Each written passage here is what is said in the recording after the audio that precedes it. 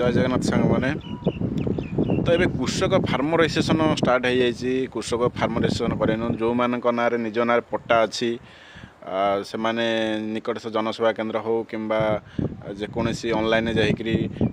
Farm registration कर कहीं जो कालिया जो सॉरी सीएम किसान पीएम किसान पैसा सब आस तुम मे भी आगू न आसीपे तो जो मान ना पट्टा अच्छी से माने निजे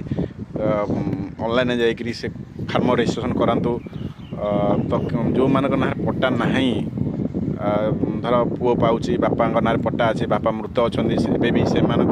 ओआरएस संशोधन हो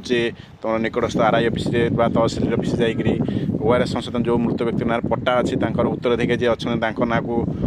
ऑनलाइन फ्री रे चढ़ाऊ तो ओआरएस संशोधन कर इन फ्यूचर तुम सीएम किसान पीएम किसान भी स्टॉप हो जापे आ जो मैंने धरा जाऊ ससुर ना पट्टा अच्छी बोहू मैंने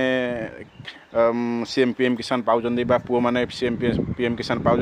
बापा अच्छा तो से व्यस्त हवा दरकार नहीं पीएम सीएम कटो ना तो से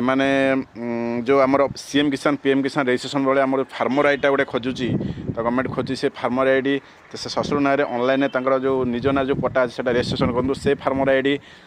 जे भी पुओ हो कि शाशु हो जे भी करें रजिस्ट्रेशन तांकर से फार्मर आईडी से पकईदे से एक्टिव चलो कि टेंशन नियंतु नहीं तो जो मान ना पट्टा अच्छी से प्रथम फास्ट जाकि रजिस्ट्रेशन करूँ जो मान पट्टा ना जदि बापा कि जेजेबापा ना अच्छी पट्टा से मृत अच्छा तो से ऑनलाइन फ्री रे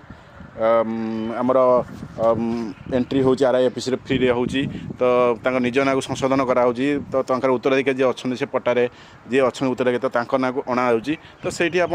आराम से करेंगे आप कौन भी चार्ज आपको लगुनि तो सहीटा करें जेहेतु गवर्नमेंट तो चाहूँगी जे निज ना पट्टा आने तो ये आपको गोटे भल मौका बा चांस दूसरी तो आपड़ यहाँ ही करें धन्यवाद।